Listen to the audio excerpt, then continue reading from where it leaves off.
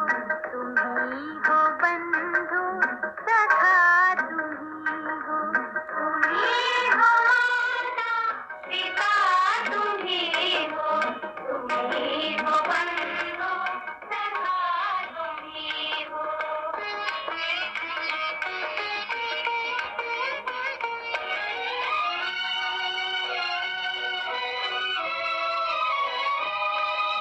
तुम ही हो साथी, तुम ही सहारे, कोई न अपना सिवा तुम्हारे।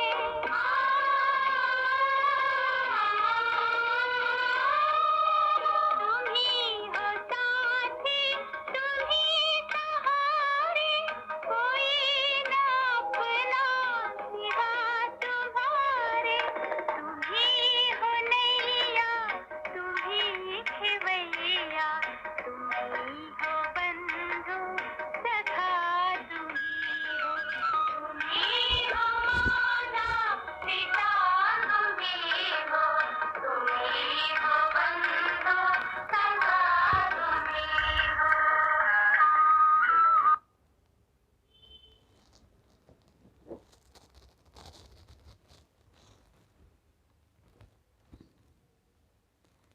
ओम शांति।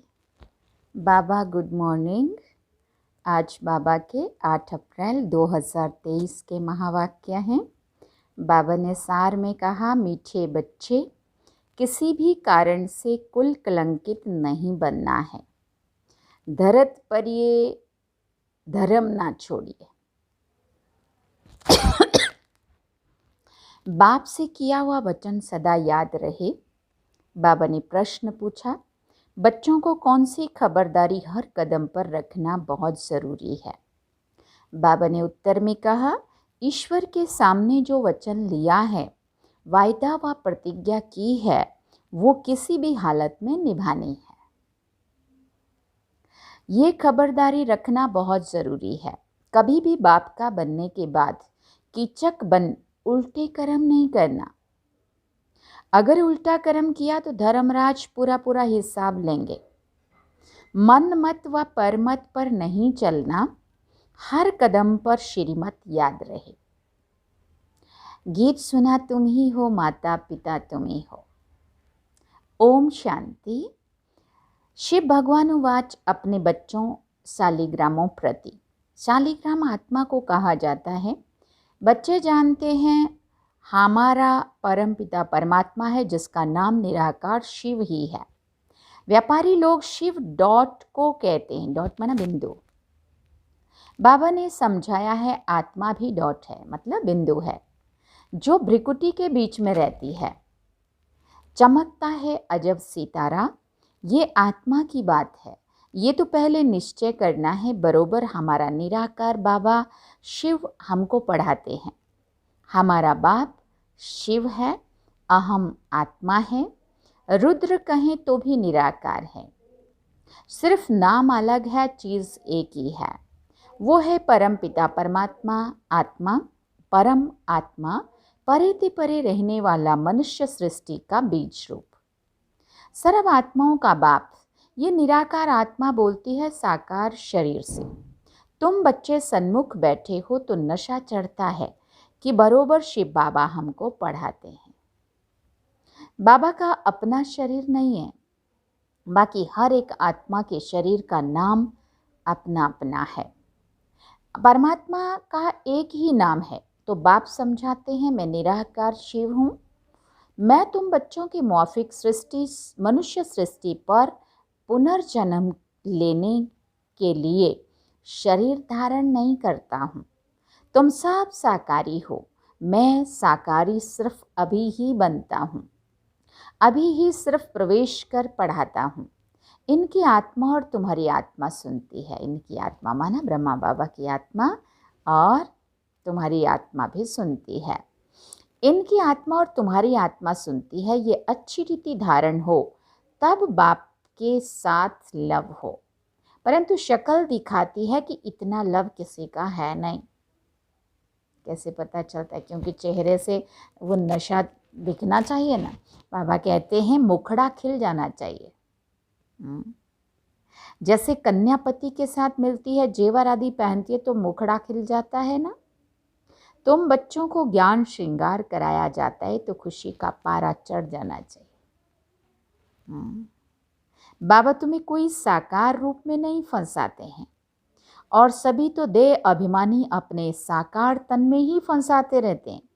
ये तो बाप कहते हैं, मुझ निराकार को याद करो हे लाडले बच्चे, हे आत्माएं, मैं परम आत्मा इस ब्रह्मा तन से तुम बच्चों को पढ़ाता हूँ। नहीं तो कैसे पढ़ाऊँ? पावन बनाने के लिए ज़रूर शरीर चाहिए। ये ड्रामा में नोंद है, शरीर बिगड़ तो मैं आ नहीं सकता हूँ। जैसे ब्राह्मणों को खिलाते हैं तो आत्मा को बुलाते हैं ना, ब्राह्मण को कुछ होता थोड़ी है। आत्मा बोलती है, समाचार सुनाती है, वो भी होता है ड्रामा अनुसार। ड्रामा में नोंद है सो सुनाया, उसको पितृ कहा जाता है। सोल को पितृ कहा जाता है, जो एक शरीर छोड़ दूसरा जाए लेती है। अब तुम बच्चे जानते हो बाबा है ज्ञान का सागर। पानी के सागर की कोई बात नहीं है। मनुष्य तो देह अभिमान में आते आते कितने काले हो गए हैं। अब फिर तुम देही अभिमानी बन गोरे बनते हो। आत्मा प्योर बनती जाती है। जितना तुम बाबा को याद करेंगे तो उस योग से तुम्हारे विक्रम दग्ध होंगे, तो पाप नाश होंगे। तो तुम जानते हो मम्मा बाबा कितनी मेहनत करते होंगे, तो भी कर्म भोग तो चुकतू करना पड़ता है। जन्म जन्मांतर का बोझा सिर पर रहा हुआ है, वो अंत में हिसाब किताब चुकतू होना है नंबरवार पुरुषार्थानुसार।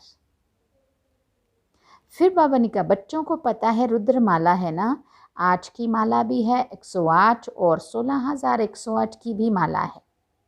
प्रजा तो अनगिनत है तो रुद्र माला ही ना। सारी दुनिया में जो भी आत्माएं हैं सब रुद्र माला है। बाप के सब बच्चे हैं, सारा सिजरा बनता है ना। मनुष्य बहुत बड़ा सिजरा रखते हैं, फिर वो सरनेम पड़ जाता है।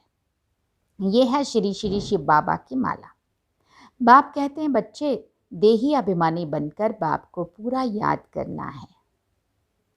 तुम अपने को आत्मा समझ बाप को याद करेंगे तो तुम्हारे विक्रम दग्ध होंगे, नहीं तो बहुत डंडे खाने पड़ेंगे। बाप बार बार कहते हैं, बच्चे भूलो मत, परंतु फिर भी माया भुला देती है।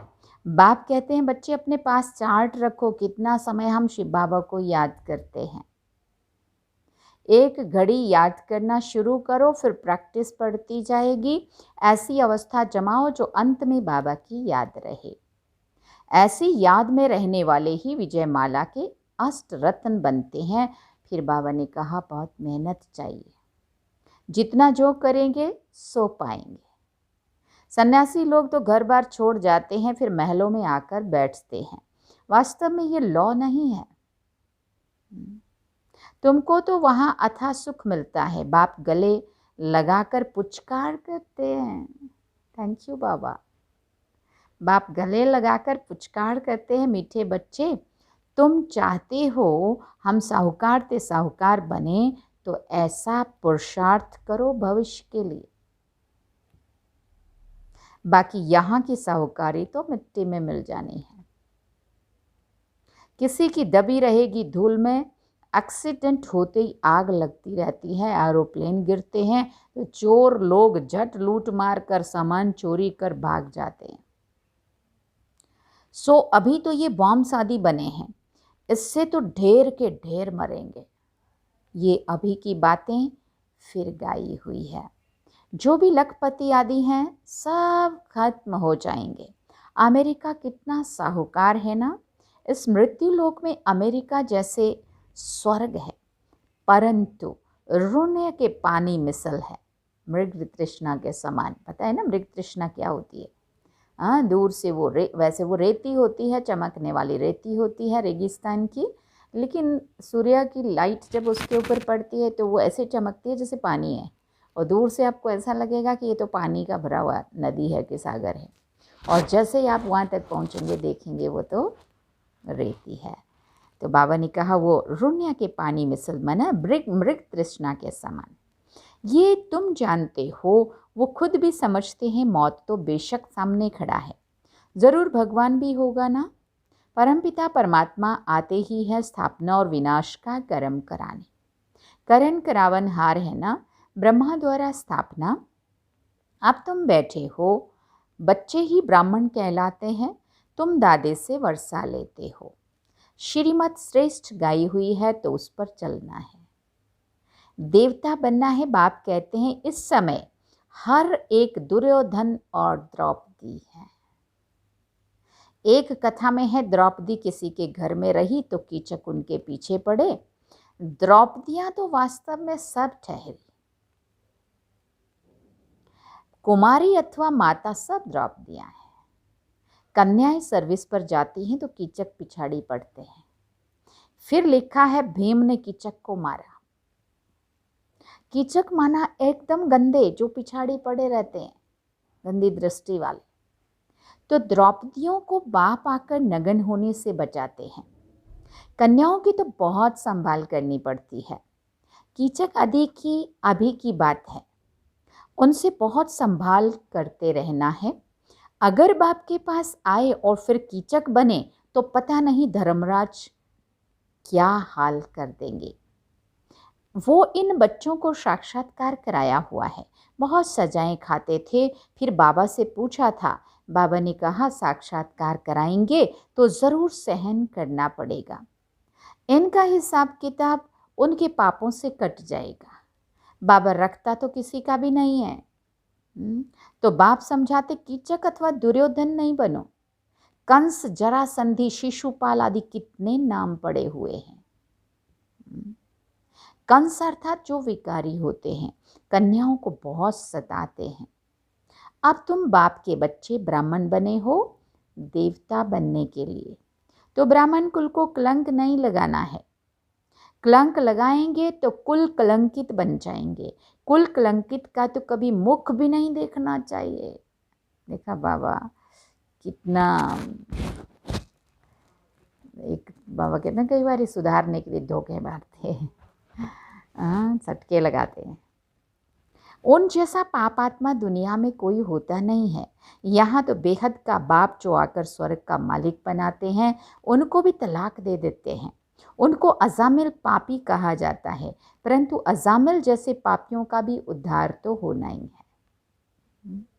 सुधरना तो वो भी चाहते हैं। बाबा कहते हैं सजाएं खाकर बहुत पीड़ित होते हैं, आत्माओं को बड़ा दुख होता है। परमपिता परमात्मा बेहद के बाप को फारगति दे देते हैं। इन जैसा पापात्मा इस दुनिया में कोई होता नहीं है। दुनिया तो बहुत गंदी है, बड़ी खबरदारी रखनी है। पहले पहले जब भट्टी में रहे तो कितनी माता पिता को संभाल करनी पड़ी। माया बड़ी ज़बरदस्त है, इसलिए बाबा कहते हैं बच्चे इतनी ताकत है जो पवित्र रहकर बाप से वर्षा लो। बुद्धि कहती है जब हम बच्चे बने हैं तो बच्चे बनकर बाप का नाम बदनाम थोड़ी करेंगे। बाप कहते मैं आकर तुम बच्चों को पावन बनाने की कितनी मेहनत करता हूँ। पतित दुनिया पतित शरीर में आता हूँ, फिर भी कलंक लगाया तो याद रखना बहुत कड़ी सजा खानी पड़ेगी। यहाँ तो प्राप्ति बहुत है, स्वर्ग का मालिक बनते हो, लेकिन चलते चलते बाप का हाथ छोड़ा तो एकदम मिट्टी में मिल जाएंगे। सन्मुख रहने वालों को भी माया नाक से पकड़ लेती है, इसलिए बहुत खबरदार रहना है। बाप का बनकर प्रतिज्ञा कर और फिर पवित्र ना रहे तो भी बहुत कड़ी सजा खानी पड़ेगी। ईश्वर के साथ वचन कर माना प्रतिज्ञा करके पूरा निभाना है। ईश्वर के साथ वचन अथवा प्रतिज्ञा करना ये बात अभी की होती है। शिव बाबा कहते हैं प्रतिज्ञा करो हम पवित्र बन भारत को स्वर्ग बनाएंगे।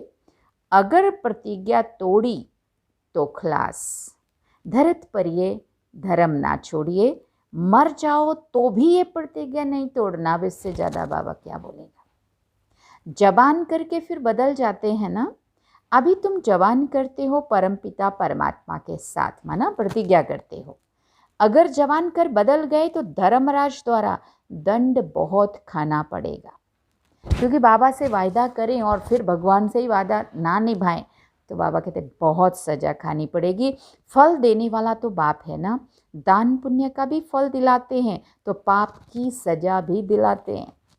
इसलिए कर्मों की गति बहुत गुहिया है। अगर एक का कई गुना पुण्य मिलता है तो पाप का एक का कई गुना सजा भी मिलती है। ये बाबा कहते हिसाब है। करण करावन हार है तो तुमको बड़ा खबरदार रहना है। यहाँ तो सन्मुख बैठे हो, बाहर में तो हंस को बगुलों के साथ रहना पड़ता है। बाप कहते गृहस्थ व्यवहार में रहते काके मामे चाचे को देखते एक बाप को ही याद करना है। ये कोई वो कॉमन सत्संग नहीं है जहाँ ढेर आकर इकट्ठे हों। वो क्रिश्चियन लोग तो एक ही बार लेक्चर में कितने क्रिश्चियन बना देते हैं। यहाँ ऐसे नहीं हो सकता है। यहाँ तो जीते जी मरना पड़ता है, श्रीमत पर चलना पड़ता है। देह अभिमान छोड़ अपने को आत्मा समझना है। आत्मा परमात्मा अलग रहे बहुकाल। अब जबकि वो सतगुरु मिला है दलाल के रूप में, कहते हैं मुझ बाप को याद करो तो तुम्हारा बेड़ा पार हो सकता है। हाथ छोड़ा तो खत्म, महान पाप आत्मा बन जाते हैं। ऐसे महान पाप आत्मा भी देखने हो तो यहाँ देखो। बाप कहते हैं तुम बच्चे ऐसे पतित नहीं बनना, पुण्य आत्मा बनना जी बाबा। पापों से बचेंगे तब जब योग में रहेंगे। बॉक्सिंग में खबरदारी चाहिए, नहीं तो माया कभी पीठ पर घुसा मार देगी। माया पर जीत पाना मासी का घर नहीं है, माना इतना इजी नहीं है। ये है सतो प्रधान संन्यास। तुम बच्चों को बहुत संभाल रखनी है। दूसरी मत पर चला तो ये मरा। बाबा को लिखते हैं बाबा माया को कहो हम पर क्षमा करे। बाबा कहते नहीं, अभी तो माया को हम ऑर्डर करते हैं कि खूब तूफान मचाओ, दुख के विकर्मों के एकदम पहाड़ गिराओ, अच्छी तरह नाक से पकड़कर फटकाओ। क्योंकि बाबा भी तो चेक करेगा ना कितने निश्चय बुद्धि, कितने पक्के हैं। देखो स्वर्ग के लायक है कि नहीं है। ऐसे थोड़ी कहेंगे कृपा करो आशीर्वाद करो। स्कूल में टीचर किसी पर कृपा करते हैं क्या? इतनी जबरदस्त मुरली है आज की। उन्हें तो पढ़ना है। ये नॉलेज है, अंधश्रद्धा की कोई बात नहीं है। ये कोई कॉमन सत्संग नहीं है, ये है ईश्वरीय सत्संग। अच्छा, मात पिता बाप दादा का मीठे मीठे सिकिल दे बच्चों प्रति नंबरवार पुरुषार्थ अनुसार याद प्यार और गुड मॉर्निंग। रूहानी बाप की रूहानी बच्चों को नमस्ते। हम रूहानी बच्चों की रूहानी मात पिता बाप दादा को दिलवा जान सिकवा प्रेम से याद प्यार, गुड मॉर्निंग, नमस्ते, थैंक यू बाबा, शुक्रिया बाबा। धारणा के लिए मुख्य सार है। पहला पॉइंट, बाप से जो प्रतिज्ञा की है उस पर कायम रहना है। कभी भी जबान दे बदलना नहीं है। बहुत बहुत खबरदार रहना है। दूसरी बात, अपना और दूसरों का ज्ञान श्रृंगार करना है। कभी भी दे अभिमानी बन साकार शरीर में ना फंसना है, ना किसी को फंसाना है। वरदान में बाबा ने कहा हर आत्मा को सेकंड में जीवन मुक्ति का अधिकार दिलाने वाले मास्टर सतगुरु भव। अभी तक मास्टर दाता व मास्टर शिक्षक का पार्ट बजा रहे हो, लेकिन अभी सतगुरु के बच्चे बन गति और सदगति के वरदाता का पार्ट बजाना है।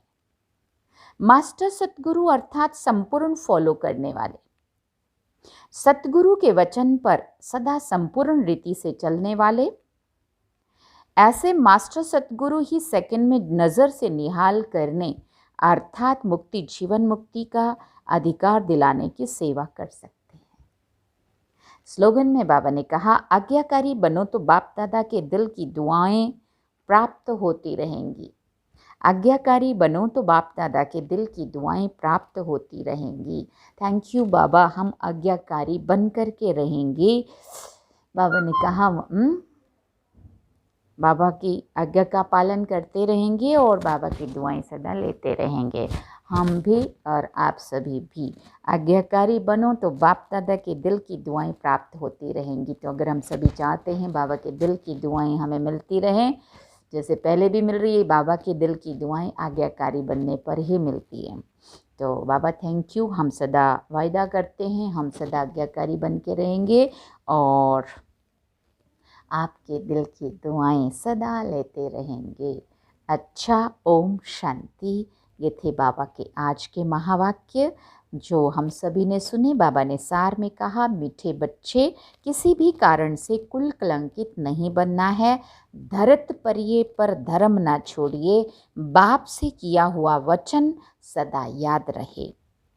और गीत में सुना, तुम ही हो माता पिता तुम ही हो। थैंक यू बाबा, शुक्रिया बाबा, मेरा बाबा, प्यारा बाबा, मीठा बाबा, लाख लाख शुक्रिया बाबा। तो अभी हम चलते हैं बाबा की याद में। अभी भी हम मधुबन में ही हैं और मीटिंग पूरी हो गई और आप अभी भी मधुबन की मुरली सुन रहे हैं, मधुबन से ही मुरली सुन रहे हैं। और खुशी की बात कि कल तो स्टेज पे जयंती दीदी के द्वारा और शारदा दीदी अहमदाबाद के द्वारा बाबा का डॉक्टरेट का वो टोपी, कोट और मेडल भी मिला और सर्टी भी उनको दिखाया, बाबा को अर्पण किया डायमंड हॉल की स्टेज पे। और ऑनलाइन मुरली जो सुनते होंगे मधुबन की लाइव डायमंड हॉल की, उन्होंने देखा भी होगा। तो ये भी बाबा का प्यार है, बाबा की दुआएं हैं जो समय प्रति समय हमें चार्ज करती रहती है। तो अभी हम बाबा को याद करते हैं। ओम शांति।